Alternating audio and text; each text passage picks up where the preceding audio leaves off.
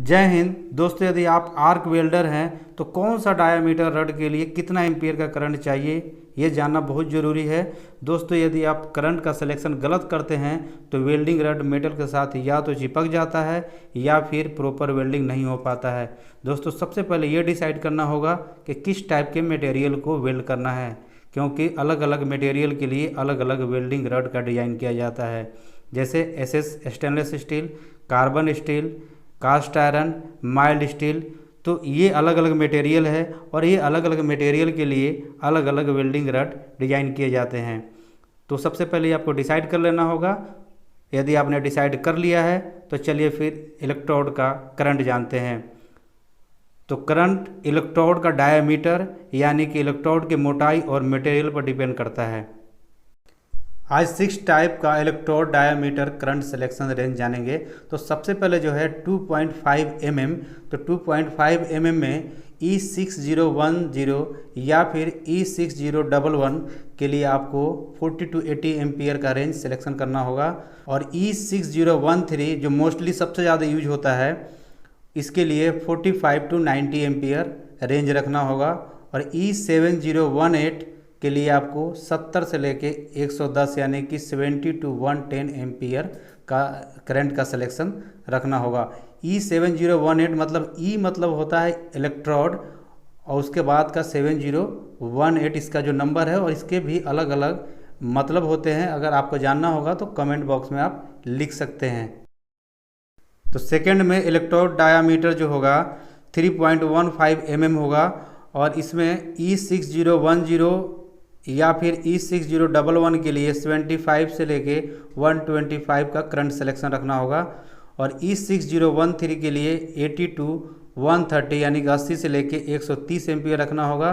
और E7018 के लिए स्टेनलेस स्टील के लिए जो यूज होता है 105 से लेके 155 यानी कि 105 से लेके 155 एम्पियर का रेंज रखना होगा। और जैसे जैसे डायामीटर बढ़ेगा वैसे वैसे करंट भी बढ़ता जाता है।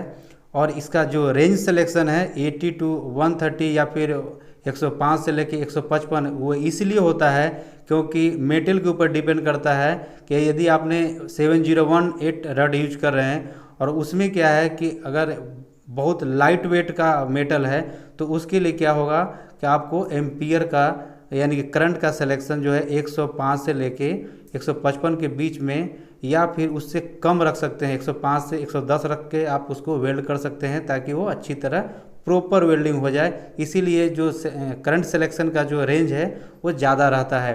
तो हैवी मेटल के लिए आप ज़्यादा एम्पियर का यूज कर सकते हैं और लाइट वेट जो मेटल है उसके लिए कम एम्पियर का यूज कर सकते हैं।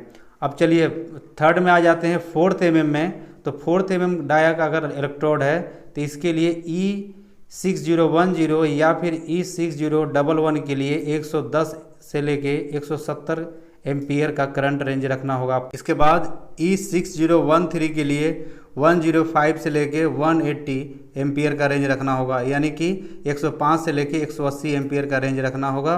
और E708 के लिए 130 से लेके 200 यानी कि 130 से लेके 200 एम्पियर रेंज रखना होगा आपको।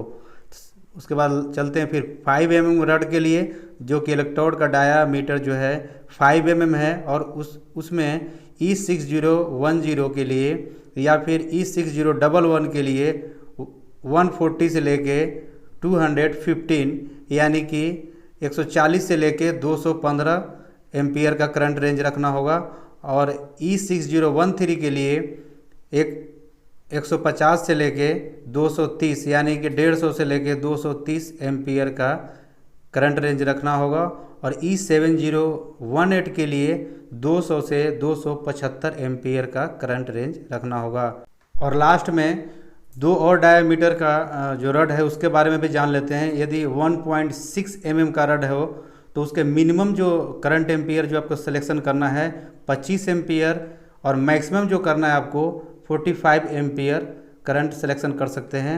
और यदि 2 mm का रड हो तो उसके लिए मिनिमम 35 एम्पियर करंट सिलेक्शन कर सकते हैं या फिर मैक्सिमम के लिए 65 एम्पियर करंट रेंज रख सकते हैं। और इससे क्या होगा कि बहुत ही बेहतर क्वालिटी का वेल्डिंग हो पाएगा। वेल्डिंग रड लगभग 10 प्रकार के साइज में अवेलेबल है मार्केट में, यानी कि 10 टाइप का डायामीटर साइज में अवेलेबल है। तो ये अलग अलग वर्क के लिए करंट रेंज सिलेक्शन करना होता है। तो अगर वीडियो अच्छी लगे तो लाइक कर लें, और यदि चैनल पर नए हैं तो सब्सक्राइब कर सकते हैं। थैंक्स फॉर वॉचिंग फ्रेंड, मिलते हैं फिर नेक्स्ट वीडियो में, तब तक के लिए जय हिंद।